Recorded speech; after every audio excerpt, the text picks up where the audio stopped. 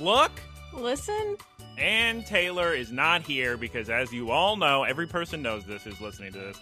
Taylor is on some big adventure in Turkey and Hungary and a bunch of other places in Turkey, going dive spearfishing or whatever. Welcome, Geese Peep, to the Look Listen cast. That's right, it's a podcast, and it is about Pokemon. It is also about other things, which, as covered last week, that encompasses the entirety of the human experience. So actually, anybody can listen to this. So recommend it to everyone. Like and comment down below, Geese Peep. How's it going?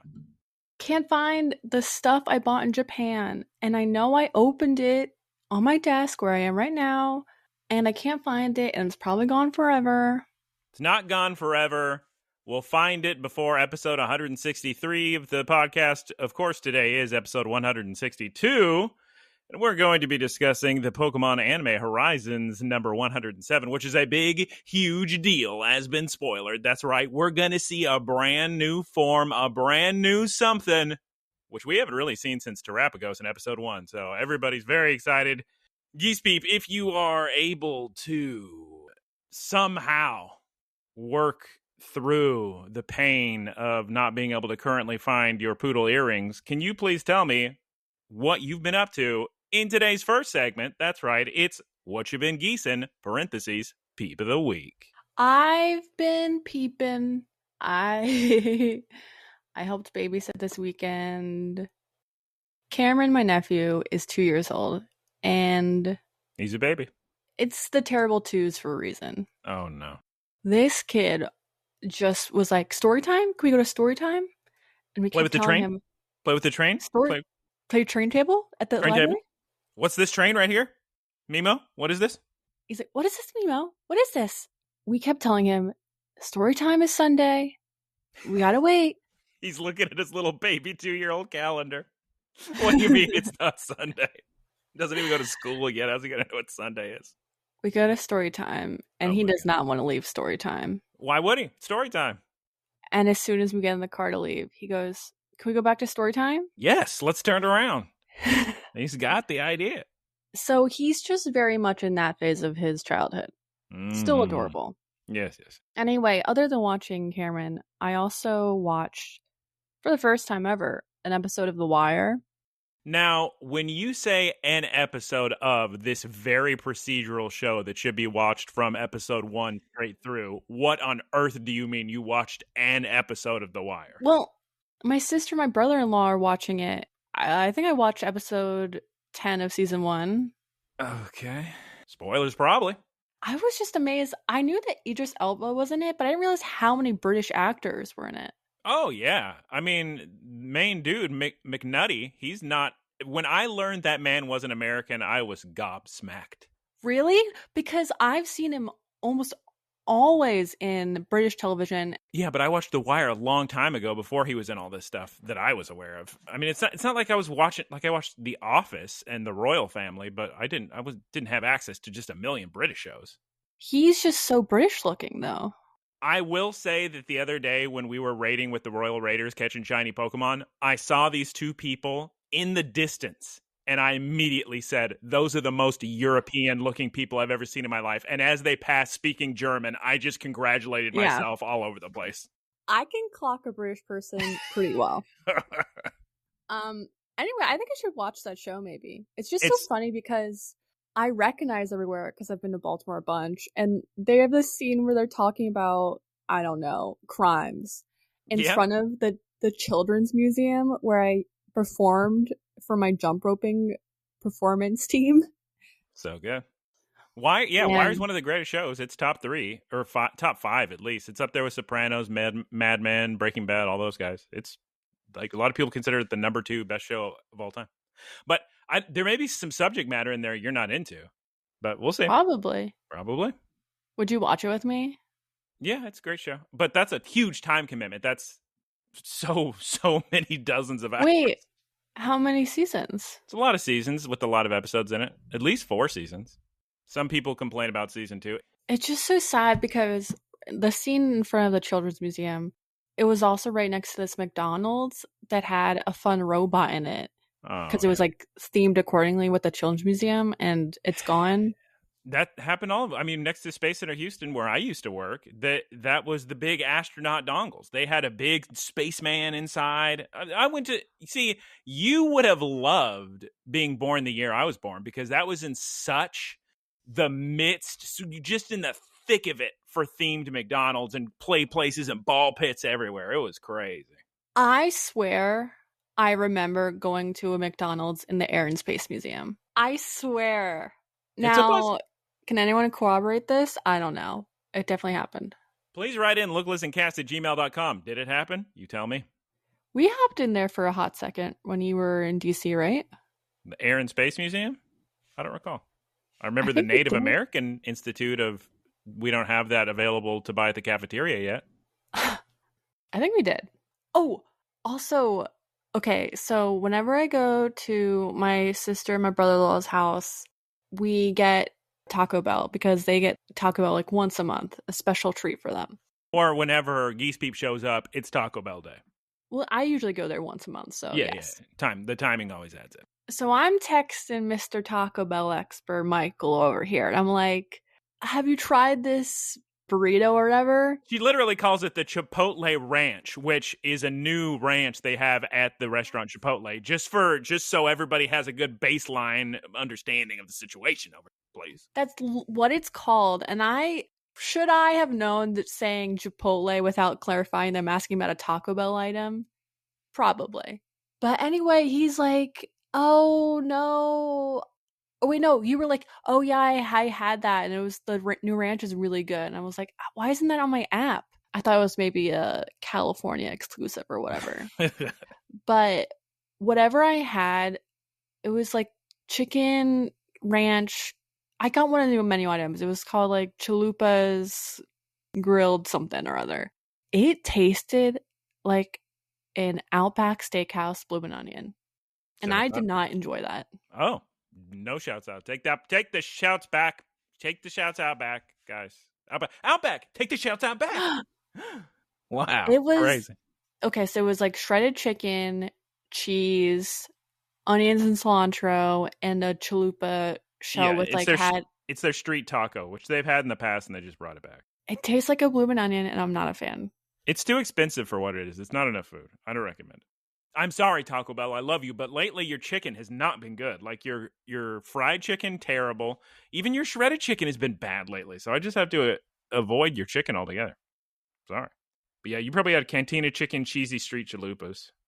Geese, can you please tell us this week about the hit video game Peek, made from the same guys that made Another Crab's Treasure under the genre Friend Slop, please? So I finally bought the game. I bought it like a fool when the price increased by $3. Ugh. Oh, I'm sorry. You can just throw money on Peek, but you can't buy Diablo 4. Meanwhile, poor Michael and Taylor just sitting here unable to play, waiting for you. Peek is $8. Diablo is like $60. It's on sale now on PSN. Although the DLC is on sale, but I don't know if it's done being on sale right now. Anyway, please continue. Please continue. I finally got it, and yeah, it's a lot of fun. I had a lot of fun when the people who I was playing with didn't abandon me. Ooh. It was the first time I played, and they had all played before, and they just left me. It was a lot of fun. I can see why it's really popular. I hope to play it again soon. Yeah. In my Peep of the Week, what I've been geesin', so as you, I'm sure, are aware, every last one of you, once again, we had the big, giant Dynamax finale, Eternamax finale. I'm out here with the Royal Raiders all day. It's 1,000,000 degrees outside. We got 600-700 people all raiding Eternatus, filling up those raid lobbies with 100 people. It was crazy. I got my Eternatus, very sick. Then went the next day, and they're like 5 people for some goofball. We're grabbing some Chanseys, Dynamax Chanseys. Not as good. That day was not as good as the Gigantamax days. Or, excuse me, the Eternatus days. But we got the Eternatus. We're good to go. Also, I went to a little restaurant, Geese Peep, by the name of Uncle John's Cafe. And it is a diner-type situation with a Chinese influence. And I had myself a steak and eggs with a delicious English muffin and fried rice. Fun, exciting. Would I get it again? No, too much fat on the steak for my taste. But I do. There's a lot of menu items I want to try, like the Hong Kong French toast with the peanut butter. Sounds very exciting. And the guy running the place was very nice, and he said, "See you next time." Presumptuous? Yes. Will I be back for another time? Probably. So smart as well. Do you think I would like it? Yeah. We got to go. I mean, you love peanut butter, so we're gonna try the Hong Kong French toast. I wouldn't get the peanut butter though. What? You're gonna have a bite? Peanut butter. Oh my god. Is a last minute food. It's a food of desperation for me. No, you can have one bite of peanut butter French toast. What? You're not gonna like it? Kidding me? Geese Peep, are we prepared for Poké-news? Good news. Yes. In this week's Poké-news of the week, it's very, very Go focused. Actually, all of our news was Go related, so I just had to find one piece of news that wasn't Go related to just balance it out a little bit. And that, of course, is, guys, go ahead and load up your TCG Pocket because the new set is out, even though nobody has anywhere near all the cards for the last set. It's out. That's right. Secluded Springs. Get your Raikus. Get your Entei. Get your Suicunes. Get your Melodics. There's a Poliwag right there. So have fun with that, guys. In the giant string of Pokemon Go news this week, boy, oh boy, what do we got? We got the XP celebration event going on now that we've increased the level cap to 80. Great news for me because I'm just a few experience points away from being level 50. Just a few excellent throws away. I'm going to get my legacy level 50 jackets, and I'm going to be the talk of the town. This couldn't have been announced at a better time for me, but now that we're going to increase the level cap, from now until October 14th, you can get so much extra experience, double experience for everything. They're going to give you 7 million experience just for finishing a guy. It's crazy. I can't believe you have this great timing for you, and I lost the jewelry I bought in Japan. It is crazy. You got a lot of really upset people who know there's no way they're going to get to level 50 by October because they're like low 40s and there's way too much they have to do. It's just like... the stars couldn't have aligned better for me. Oh my god. And there's a lot of upset people that know that I won't never find the jewelry that I bought. So. Yep. Also, fun news in Pokemon Go. The Pokemon Concierge Celebration event has been revealed. It runs from September 9th to September 14th, excuse me. Look at this little Psyduck in his little inner tube. Adorable. Is that coming out also at that time? Well, I feel like Joe Cerebi already posted a picture of this shiny, but this says it runs from September 9th to September 14th. So that's when it should happen, I'm guessing. Also, the next Pokemon Go Raid Day has been announced. I hope you like Mega Sharpedo because he's coming. 2 to 5 p.m., September 7th, 2025. And in the final piece of Poké-news of the week, also Pokemon Go related, we've got the details for the Tales of Transformation season. We finally get Keldeo again after 14,000 years. He didn't even come back for the Unova Go Tour, so everybody's just sitting there unfinished medals because he had to pay like $25 to get him last time.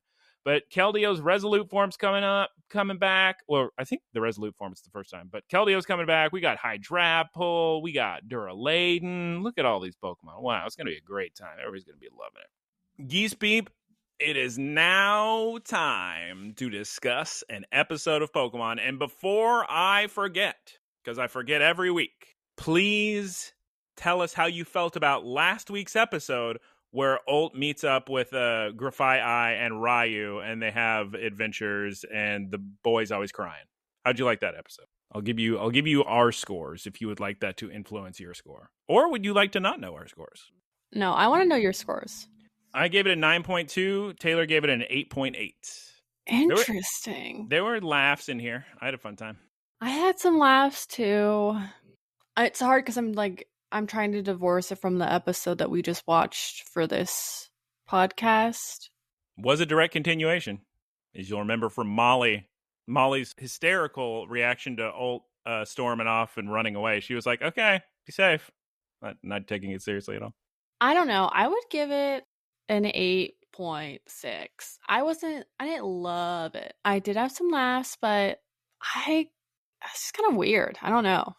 8.6 for last week. Kind of weird, she says. Had some laughs. It just, the pacing felt really weird. Did you realize, I don't think we discussed it, but there was actually no battle the week before that? I don't think. So it was like a big deal, and then we actually had a battle last week. Let's move on to the next episode. Geese Peep, can you please tell us what happened last time on Pokes? You know, the episode you just said. The episode you kind of already summarized? Yeah. Well, I like my summary because I think it's true. I'm smart. And correct. Guys, Alt runs away and meets a stupid street urchin cosplaying as Aladdin, but he is really, really stupid. Wow. He did leave a trail of graphite eye paint just everywhere. All right, Geese Peep, can you please tell us the title of today's episode, both translations of episode 107, this week's episode, please, in English. The two of us as friends / two together as allies. / or in Japanese, 二人友として. All right, Geese Peep, let's get a one-sentence synopsis of this bad boy. Alt learns the power of wanting to help others. Very handy skill, as we'll learn in a flashback later this episode. Spoilers. Also, okay, wait, pause, time out. I'm so confused as to why the child with the graphite eye, because did he never ever think to suggest to his Pokemon to try different foods? We had that full conversation. Listen to last week's episode of the Look, Listen cast. Yeah, it doesn't make a lot of sense.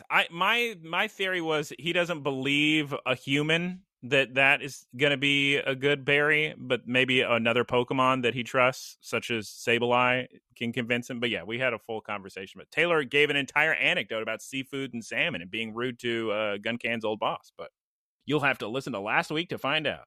In a shocking opening to this week's episode, Geese Peep, we got Grandma Diana and Butler Hamburglers in... I was so excited to see her. And it's such a mystery what's going on. So much intrigue. We got a super beat-up Arcanine and Dusknoir, and they're in the woods holding a Pokeball that apparently they captured, and it was a big ordeal to try to get. And also, Geese Peep, are they dating? Are they going to kiss? I saw that too. I was like, oh my gosh, the tension between these two? Yeah, I knew you would. But yeah, they've been on a big adventure, I guess. Well, okay, it's me, Butler Hamburgers. I gotta go. Tell Liko I say thank you for finding a Meteo. Yeah, thanks. And then Grandma Diana says, you know, you could just quit the Explorers. You don't have to be double agent. And he says, no, I actually do have to be double agent. He's got unfinished business, guys. Yeah. I've learned that Spinal is going to destroy the Rising Voltaclers again with all the 6 Heroes of Light, which is news to Grandma Diana. She did not know that Spinal had all the 6 Heroes of Light.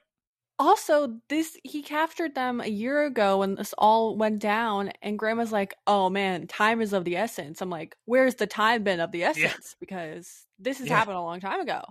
Yeah, he said those Pokemon for a while, honestly. Quite a lore dump for a pre-theme song opening, I gotta say. We're learning a lot. TBH. And then we get a scene of them remembering the good old days, and then they discuss the future of the universe and the chosen ones, Liko and Amethio. And they do a handshake, but you know what they really want. Kissing. Time for a theme song. We're back from the theme song, and now what we see is Alt and Sableye.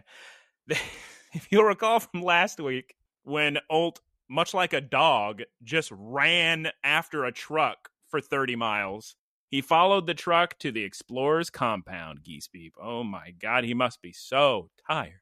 So we see in the inside of this giant Explorer's compound, the admins, who we learn this week, their names are, and they'll probably change it for English, but their Japanese names are Rubella and Indy.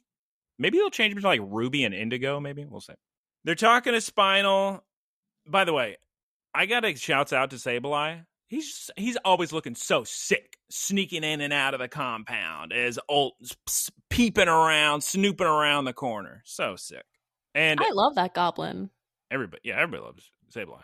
Now, Ult's reaction to seeing Spinal, I guess, makes sense if you think about it for 5 seconds. He's never even seen Spinal. He wasn't around with the Rising Volt Tacklers the last time they had a big giant battle with him. So he's just thinking, who's that guy?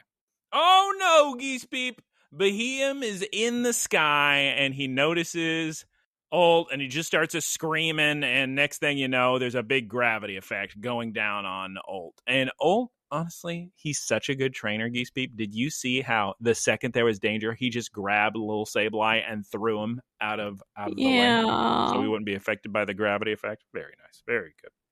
Run away, Sableye! Save yourself, says Ult. And it's kind of amusing. Rubella, and Indy start to go after Sableye, and Spinal just says, I'm not worried about that Pokemon. Just take the ball. The newest member of the Rising Volt Tacklers. The new face. Oh my god. They start taking Ult to his, what I would say is very nice prison cell. Yeah. Honestly, it looks like that bed looked comfy. A Swedish prison or something. Or what country has just incredible prisons? Like, you'd be fine living probably there? Sweden. But as they are walking Ult over to his beautiful cell, Ult notices all the 6 heroes of light just locked into boxes, and he's thinking to himself and also saying to everyone, why don't you just put them in Pokeballs? But they don't want to answer his questions, and I'm guessing those Pokeballs are maybe... Liko doesn't still have them, does she? Maybe Fritos has the old Pokeballs? I don't know. I bet they're probably like experimenting on them or something. Well, yeah, maybe so. Because they are ancient Pokemon. We now, Geese Peep, cut to Roy, Captain Pikachu, and Crocalor, and they are searching for Ult. Where could he be? If only I could find a clue. Oh my god, Sableye! What are you doing here in the bushes? What is it, boy? Ult fell down a well? Let's go! So Sableye makes it clear to Roy that Ult is in trouble. Please follow. And they all rush on over to the Explorer's compound. And immediately, before Roy does anything, Spinal's already staring right at him through his giant CCTV command center alongside Umbreon. And out of nowhere, Geese Peep, who walks into the command center? Chelsea. She comes in, and Spinal and Chelsea discuss their very hasty plans. Apparently, these Rising Volt Tacklers are stronger than we thought. Oh my god. We learn what they learn. What we didn't know, they knew. What is it, Geese Peep? There's a mole in the midst.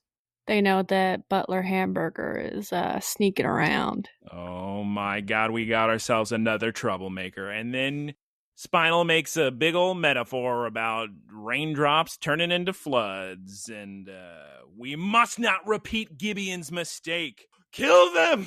Basically what he says. Also, Chelsea mentions that they moved the 6 heroes. Oh, right, because they didn't want Roy trying to rescue him. That's why she was like, I think it's kind of hasty to do that. It's not like they're much of a threat. Right. That's why he went into the metaphor about one drop in a bucket or whatever. Then we cut back to Ult. He's calling for Sableye, but of course Sableye is not here. I think poor Ult has a problem with just being alone in his own thoughts, because he immediately just needs companionship from a Pokemon. So when there's no Sableye around, he immediately grabs his Dusk Ball with a Dragonite in it. And he says, what about you, Dragonite? And just... we have no time in this episode to even think about anything. That's what I'm saying. The pacing on last week's episode and this week, it was all weird. It was so weird. So immediately the door just bursts open. Who is here to save the day, Geese Peep? Shiny Lucario and Cap and Roy. Roy is here to save you. And oh my god, did you see how happy Sableye was to see Ult? Yeah. We get a little anime trope here of the classic, I didn't ask you to save me, Roy. And Roy has no time for this anime trope nonsense. He just says, can you just be real with me for 1 second, buddy? I'm sorry for telling you to clean your room, okay? Jeez Louise. Anyway, they make up, and then they run out to, oh my god, it's the red and blue-haired little Explorer admins. That's right, Rubella and Indy. And the Explorers say, you fell right into our trap, you foolish Rising Volt Tacklers. We knew that if we captured one of you, it would just lure more of you to be here. Ha, ha, ha. But then Roy says, Oh, yeah? Well, what if we fight? And then we get a commercial break. We're back from the commercial break. And amusingly, we see Rubella and Indy switch Pokeballs. And we think to ourselves, why does this happen, I wonder? Oh my God, Geese Peep. I actually got to say, this is a very good and clever use of Pokemon mechanics for narrative purposes. So Taylor and I mentioned last week that I couldn't believe it took me this long to notice that they always color code their Pokemon. So when they used Tauros before, it was the red Tauros with the red hair, blue Tauros with the blue hair, and they used the Darmanitan, the blue with the blue, red with the red. So they switched their Pokeballs, and you think, why is that? That's right, Geese Peep, because both Darmanitans, the Unnovan and the Galarian, transform into their Zen modes. And in their Zen modes, they change colors. So red goes to red and blue goes to blue. Very fun. Very cool. Very sick. Yeah. And Zen mode just changes the appearance and the type or whatever or something. Yeah. Yes. What cracked me up, and this actually happens twice in this episode. If only Dot were here, maybe to give these kids some information. Roy and Ult completely unaware of the Zen mode. They've never heard of this in their life. They're like, okay. I don't know. They look different. Do they? They don't even know that their types have changed, which is amusing. All right, well, let's battle anyway. Go, Kilowattrel. Oh my God, look at all these Lockweem hits. The Lockweem infused attacks, they're going everywhere. Sableye, use Throat Chop, Lucario, close combat. Oh my God, you fool, it barely did any damage because it's a different type, just like I said. Then Rubella does just an absolutely outstanding whistle. Did you hear how just spot on, it sounded like they definitely bought that sound. I know, from it didn't. The library. Because it's not, I promise you the actor in the booth didn't do that whistle. It was like the mixing on it was completely off. And she summons a fleet of Rabsca, which of course were on my team, Geese Peep, in Scarlet and Violet, Rabsca, the Scarab. With their, a little trivia about that guy. The real Pokemon is inside that egg that it's holding. The Scarab is just like a outer shell thing. Very interesting. Oh my God, it was these Rabsca the whole time making this artificial gravity on Ult earlier. Oh, and they're doing it again. And then Roy says, okay, no big deal. The gravity's going to affect the other side too. So we're net neutral. But that's not the case because the Unnovan Zenmo Darmanitan is just using his telepathic powers to just move around the Galarian one. He doesn't even need to worry about the gravity. Oh my God, they thought of everything. The battle mechanics are smart in this, but I feel like the battle just went on for too long. It was a little bit long. You and Taylor probably would not have been a fan of how long the battle went on, TBH. At least it was interesting. Yes, the mechanics were cool. And we get so many flamethrowers. Crocalor, flamethrower those Rabsca. It doesn't work. The gravity's too strong. It's not reaching him. Captain Pikachu, Volt Tackle him. Again, gravity too strong. And we're getting hit with more Lockweem infused attacks. Flamethrower, Electro Ball, Flash Cannon, Power Gym. And then we get, in my opinion, and probably anybody's opinion, such a sick shot of all four Pokemon attacking at the same time in that comic book style. Very sick. What sick. But it's no use. We got more Lockweem attacks coming, and they're so strong. Okay. I got a great idea, everybody. We all know Sableye knows Shadow Sneak. We all know that we learned this in elementary school. Shadows aren't affected by gravity. You know this, Geese. Come on. You remember writing your paper in elementary school. Shadows are not affected by gravity. Everyone knows that. So here's what we're going to do, guys. I need all of Roy's Pokemon to stand over Sableye so they take the gravity, even though I'm not sure that's how gravity works. Nope, that is not how gravity works. I don't think if you stand under something, everything above you takes the gravity, but you don't. Anyway, we're going to try that. Sableye is going to use Shadow Sneak. Everything's going to work out perfectly. It's like filling a balloon with too much air, is what I would say to Taylor if he were here. Well, is it that they're shielding? Is it like a ray that is hitting? Yeah, who's to say, probably. But We did it, Geese Peep. The Shadow Sneak hits the Unnovan Zenmo Darmanitan super hard. It's super effective. And now, Captain Pikachu used Volt Tackle. And Captain Pikachu's so smart, Geese Peep. What is his brilliant plan? He goes up all the way to the top of the room that they're in and uses the gravity to accelerate faster because of physics, I think. Yes. But my question is, how did he get up there? He just took the stairs.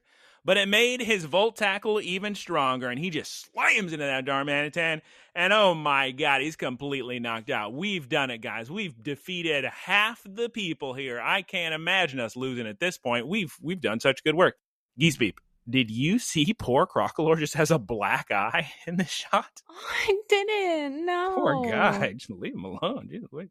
So yeah, the kids are celebrating a little bit too soon because if anybody knows anything about Rabska, like I do because he's on my team, when he evolves Geese Peep, he learns a little move by the name of Revival Blessing and immediately just brings the Darmanitan back to life. Oh my god, what are we going to do? Shadow Sneak! No, so much Laqua spike damage to Sableye! And then they just start telepathically throwing Crocolore at Kilowattrel. Oh my god, everybody. Flash Cannon. Oh no, he's too strong. They hit Lucario with a flamethrower, Geese Peep. He's weak to fire. It's super effective. Alt is so upset. He's blaming himself because it is his fault, because he ran away, that they're in this situation. And he's like, I just want to protect my friends. I want to do something to help Roy and all of the guys. And he takes out his Dusk Ball and it's like, I just want to help. One time, Dragonite. Made me laugh because it's just like poker players when they just need one card on the river and they're just standing up saying one time. And he says, one time, Dragonite, please. And we get ourselves a little flashback, Geese Peep, to baby tiny Alt and perhaps his father? Question mark? Do you remember what his father, maybe, said to him as he handed him the Dusk Ball? Oh, I thought he was talking to the Dusk Ball and he was like, Dragonite only come out when Alt wants to help someone. Yeah, only come out when Alt is protecting somebody else. So if Alt's going to die, that's fine. But as long as he's trying to protect somebody else, then you can come out Dragonite. Which, okay, sure. Oh my god. And then we flash forward. And now we get the animation budget of a lifetime for this scene. I wonder if, because in my head, I'm picturing the meeting the animation team had, or like the people getting this episode together. They're like, okay, guys, this is a big deal. It's super important. We're going to reveal a brand new Pokemon, Mega Evolution in parentheses. We got to put so much money, time, and effort into this because you can see how detailed everything in the episode is after this point. And I actually feel kind of bad for him because I wonder, were they promised the actual super reveal of this, like the very first time anybody's going to see Mega Dragonite?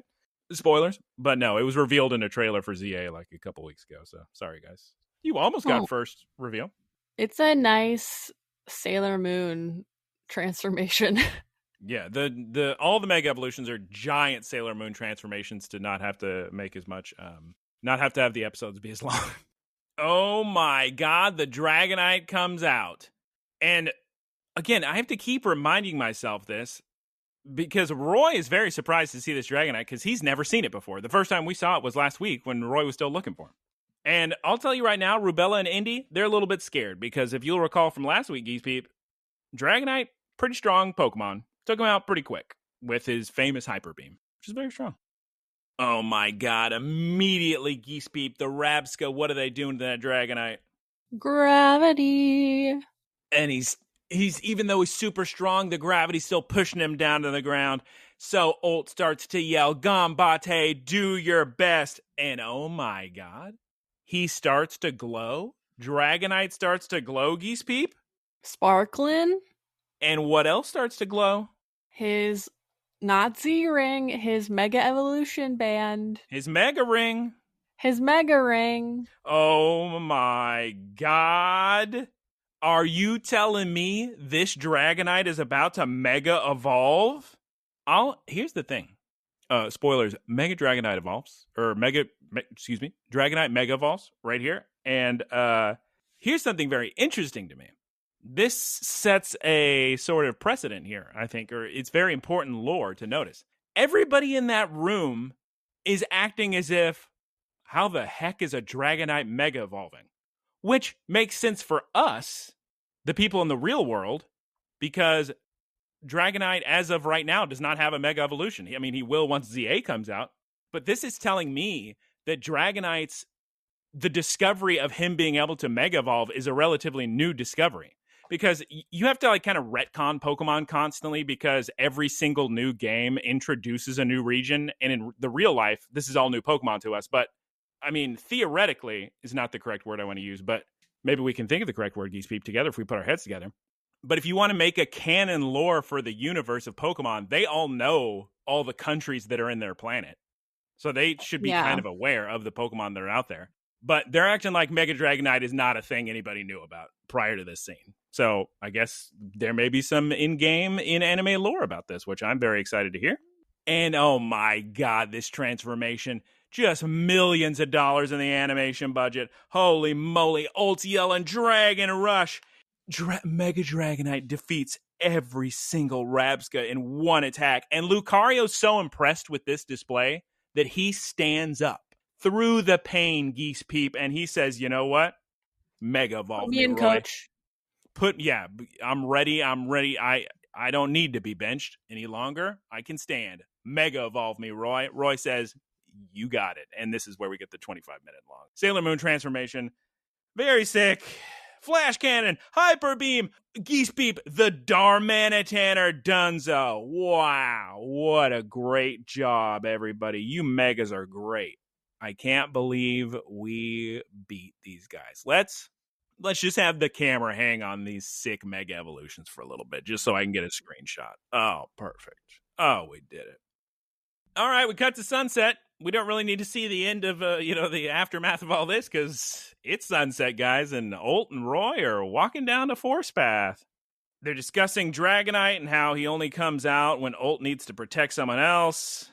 Yeah, Ult says that he remembers that the Dragonite doesn't fully respect Ult. It only did that because it was told to do that, but one day I will earn its respect. Well, yeah, he realizes that he can't just be walking around having his dream just be, I want to be the strongest. I need to be the strongest. But now he's trying to backquast he's trying to say, well, the only reason I want to be the strongest is so I can protect everybody. So I can protect you, Roy. He. And then Roy accuses him of Roy accuses Ult of caring about him, at which point Ult becomes very flustered, but with a much higher animation budget than normal, I would say. And then Cap breaks up their squabbling. Yeah, they're bickering, and Captain Pikachu very annoyed with it. So after Cap gives them the business, the two laugh it off and say, ha ha ha ha ha. We fade out, we cut to night, and now we're in the Brave Olivine. The kids walk in, Liko immediately says, where have you two been? And in the funniest moment of the episode, Dot says, we already ate dinner without you. Ult then reveals very nonchalantly, we did a raid on the Explorer's compound. And I wrote, that is true, I guess. That is what they were doing, I suppose. This scene also confirms the fact that Roy did not call back up and be like, oh, Ult was kidnapped by the Explorers. I'm going to go in. I need backup. Just didn't inform anyone. No, everybody's very surprised about all of this information. They knew nothing. Spoilers, we're going to learn later. Molly never even told anybody that Ult ran away. So everything's super normal, and Ult's a little confused and embarrassed. He doesn't know why everybody's acting so normal. The only thing I could say about Roy not calling for backup, I think everything happened so quickly, because until they ran into Sableye, Roy was just under the impression that Ult ran away because he was throwing a little hissy fit.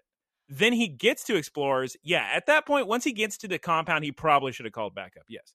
But instead, I think he just was more focused on saving Ult, and I guess they used they used Sablei's power of smell to find the prison cell. I don't know. And he was just so caught up in saving him, he didn't even think to wait or to call and wait for backup. He just, Lucario, open that door. And then they had to fight the battle. And there was really no time. I mean, you could have shared text. They have an app. Yeah, they could have done that. You could have shared location. Easily. Well, then we get, we're back in the, we're at the scene at the breakfast nook here. We got Alt and Roy arguing back and forth in front of everybody over who saved who. And then Murdoch says, you two boys are completely filthy, so I need you to go ahead and take a shower right now. I'll bring you some dinner later, okay? Just please. God, you guys need a shower so bad. Alt runs off, embarrassed and confused, and then he runs into who outside, Geese Peep? Molly. And what does she reveal to Alt? She says, do you have a good time? Do you get what you needed? And he was like, why didn't you tell anybody? I ran away too. She knew that Alt needed to find his own answer on his own terms. That's right, Geese Peep. She gets it. They have a little heart-to-heart, and then we cut to, even later in the night, Alt is up on the observation deck with an absolutely beautiful starry sky behind him. My God, that's a lot of stars. What is this, the 1700s, Geese Peep? No pollution at all. Noctowl looking down, looking sick. And Geese Peep, much like a middle school girl writing her name with her crush's last name afterwards in a notebook, Alt says to himself, Alt of the Rising Volt Tacklers doesn't sound half bad. And it said, the screen says, to be continued. Surprisingly, well, or not unsurprisingly, there's no Mega Mega Mega this week. The only time where it makes sense as part of the episode. And that's my initial thought for 1 second. And then I realized you can't really do a Mega Mega Mega of the week for Mega Dragonite for about 10,000 reasons. Number one, we don't have this information yet. The video game hasn't come out yet, so we don't have a Pokedex entry for it to even give information. And number two, lore-wise, all the Mega Mega Megas involve Nidothing actually encountering one in the wild. If what I surmise to be the case from this episode is true, this is the first time anybody's even seen a Dragonite Mega Evolve. So it just happened the once. So there is no scenario where Nidothing could encounter a wild Mega Dragonite because it's only happened once and it was with Roy and Alt. Yeah. So that's why I figure they didn't. And then it would be silly to do a Mega Mega Mega of anybody other than Mega Dragonite this week. So they just probably skipped it, I guess. How do we feel about the design of it? Mega Dragonite's boring. Looks like a little 14-year-old just doing some fan art on DeviantArt or in their notebook. I'm not crazy about it. Mega Victory Bell, I think, is fun and cool, funny, sick, amusing. Like, Mega Victory Bell is such a fun design. Did we not talk about that in one of the Poké-news of the week? Or I think maybe I mentioned it last week. But yeah, Mega Victory Bell has been officially announced, and it's such a fun design. And it's like, it ties its own mouth up so that way it's not constantly spewing acid. Great design. Mega Dragonite, not as fun. I did not like the wings as horns. It was unsettling. Oh, well, it's just because Dragonair has little guys up here. So it's just taking from Dragonair. I know, I didn't like it. Yeah. I didn't like it.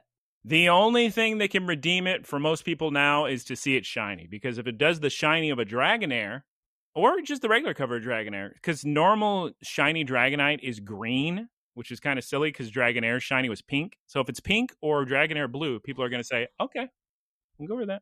We can do that. And also, it really does look like it belongs in like Sailor Moon or something. It does not look like a Pokemon. Big time Sailor Moon energy. Geese Peep, it is now time to discuss our thoughts on this episode. What are you thinking? How you liking this episode? What score are you giving it?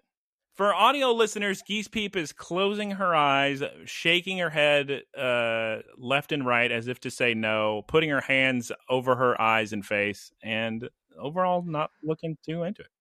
For this incredibly important, momentous episode where we get a reveal of the very first. And honestly, you know what? I'm going to say the very first reveal. I'm going to give it to him because a trailer for a video game that's going to come out isn't an actual product. That's just a preview for the new game. So this is the official reveal of Mega Dragonite. Please, Geese Peep, take it away. It just felt so rushed. The pacing was really weird. I don't think that the reveal of Dragonite got the gravitas the show thought it did. Like, the way it happened, it didn't feel natural. It didn't feel earned, really. I feel like we could have used more build up to Ult resisting wanting to be a part of the group and resisting that a little bit more. That is correct. Last week, Taylor was very adamant on saying there's no way he'll Mega Evolve this early. And nope, there he is. They got to get him to Mega Evolve before the game comes out. That's for sure.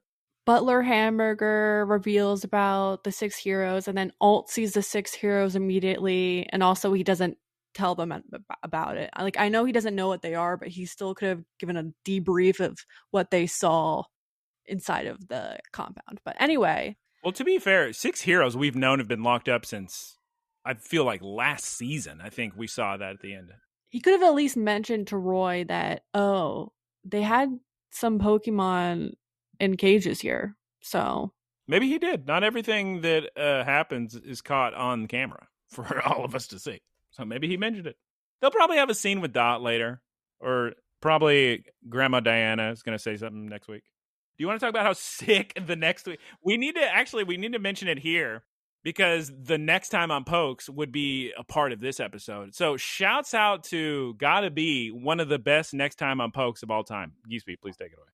It's Murdoch speaking, and it's basically like, I would say, the trailer of Terminator 2, where he's hyping up the return of the one and only Grandma Diana. He speaks in English, which is cracking me up. Yeah. Like, he says, Diana comes back!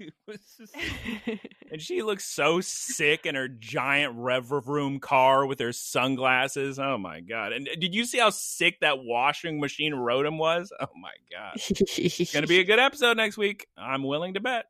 TBH. But, Geese Peep, let's calm down about next week. What is your score for this week's episode of Pokemon? 8.2. Oh, pretty high for somebody who hated it that much. I just feel like the point system, I feel like, is so skewed, and I can never remember gauge what I've given in the past. So I don't know. I don't know. She doesn't know. I had some fun with this episode. It is a big deal. Mega Dragonite. You kidding me? They did put a lot of effort into the animation of just Ult. Like, they made his lines so much darker as he's about to summon up Dragonite and make Mega Dragonite. I feel like the reveal of it, they're fighting just these low-level goons. They're not low-level. You and Taylor keep calling them grunts. They're clearly higher up on the food chain. No, when I said low-level, well, yes, but they're not. They don't mean anything to us. Rubella and Indy, the greatest trainers to ever be known in the universe. You kidding me? Liko wasn't even there. Dot wasn't even there. It felt really ham-fisted. First of all, I'm going to have to look up a dictionary definition of ham-fisted. I don't think that applies. But it's Ult's big adventure and Roy saving him and being protected by Dragonite. This episode's going to get extra points for me because of how clever the battle was with the swapping and the switching of the Darmanitans and using their Zen mode. Very neat, very cool, very fun battle, very sick. There was also no consequence this episode or the last of Rubella and Indigo using the strong spheres on their Pokemon. You know what? I wonder if we're getting, I said that before. This was a lot of episodes ago, but there are people that are using these strong spheres, these Laqua spheres, and not getting too much of a downside. So I am very curious where they're going to go with that, because you're right. There was because the Tauros, at least they showed there were negative side effects of that, right? Yeah. Yeah, but with these guys, they love Laqua. They're functioning Laqua-aholics over here. So yeah, I had fun with this. Let me see what I gave last week, because last week I remember enjoying quite a bit. And I do recall saying that I had no complaints about it. So last week's was a 9.2. Is there anything I didn't like about this one? No, it was fun. It was cool. It didn't blow me away. It wasn't like, oh my God, the best episode of all time. But you have to give it points. You got to give it extra points for clever battle and introduce. Guys, look, said it before, said it last week, got to say it again. You're literally giving me the entire reason we're watching this show, because the fact that they open Horizons episode 1 with, look, a brand new Pokemon that has never been revealed before is going to appear in episode 1 of Horizons, Terapagos. That was in the DLC. We had no idea about it. And now you're doing it again with another brand new Pokemon. Quote unquote new Pokemon, Pokemon form. So this is why I like evolution. I don't like mega evolutions. I like real evolutions because then it's an actual new Pokemon. So it's definitely, it has to be in the 9s for as far as how high up we want to go, do I give it a 9.5? I guess there wasn't enough like funny and cute to be a 9.5. So I do love Sableye. He was fun. We have so much lore. I would say, okay, I'm comfortable giving this a 9.4 because the opening was so sick with Butler Hamburgers and Diana, and there's so much mystery and intrigue and cool and the tension between them. You love the opening, don't lie. Geese Peep, she's shaking her head as if she's lying. It felt disjointed from the rest of the episode. And it felt like this episode just lacked heart. Well, sorry, you lack heart. Maybe one day I love get some Alt. heart. I'm the biggest Alt fan. I just wish that he got a proper character development that was earned, and I got a proper reveal about Dragonite in front of the rest of his friends, where he could prove to Beyond Roy that he actually cares about them. Oh, maybe one day you do that, you'll earn Mega Dragonite and or Rayquaza. Maybe. Geese Peep, are we prepared to move along to the wrap up? Thank you, everyone, for listening. You can find us at Look Listen Cast on Spotify, Apple Podcasts, and YouTube. Please like and comment so more people can find us. Thank you to Keith for our artwork. You can find him at twitch.tv/KeithSquared. Shouts out to Professor Ticklebits for the website in the boilerplate. That's twitch.tv/prof_ticklebits. And like Geese Peep said, please recommend the podcast to your friends, or don't recommend it to your enemies because there may be some bad blood there. They may leave a negative comment. Or maybe you'll bond and become from enemies to friends. Frenemies to enemies. Podcast. I believe Shiny Sylveon wrote in a question just like that. So shouts out. Also, like I said at the beginning, guys, this podcast, it's about Pokemon and other things. So again, literally anybody you can recommend it to, because if you're not into Pokemon, you're definitely into other things. Yeah, like into the fact that I can't find my Japanese jewelry. Or like Taylor was saying, do you like diving? Do you like birding? Do you like stories of Geese Peep's nature adventures? Yes, obviously. So please send your questions to looklistencast@gmail.com and we'll answer them. Tell us what more other things you want us to discuss. Please, guys, please. Geese Peep, it's time for you to say goodbye 4 times because we need the outro song to play through your goodbyes. So I'm going to say goodbye once. You say goodbye 4 times. Goodbye. Goodbye. 3 more goodbyes. Goodbye. Okay. Goodbye. Goodbye. Howdy, y'all. It's me, Geese Peep. Thank you for listening to the Geese Peep Productions podcast. Geese Peep Enterprises, doing business as Peep Industries, together with its subsidiaries, is a diversified worldwide entertainment company with operations in media networks, talent management, parks and resorts, multimedia entertainment, and consumer products and interactive media. Geese Peep Enterprises is a Dow 30 company.